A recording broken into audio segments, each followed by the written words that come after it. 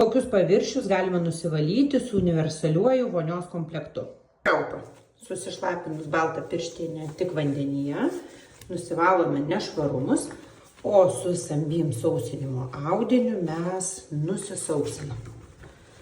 Viskas labai greita, labai patogu ir be chemijos. Pat plyteles.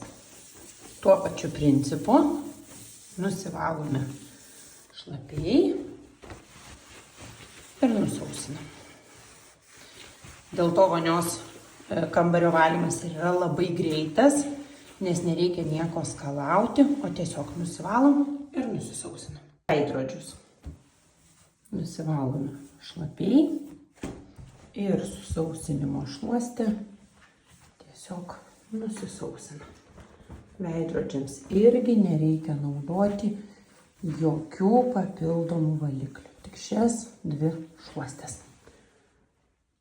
Labai gražu. Jokių dryžių, jokio rūko efekto, jokių pūkelių. Taip pat tokius paviršius. Lygiai su ta pačia pirštinė nusivalom ir su tuo pačiu Sunbeam audiniu nusisausinam.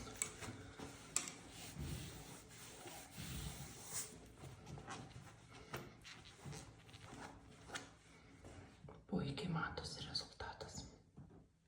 Ir štai tokius blizgius paviršius. Nusivalom ir irgi nusisausinam.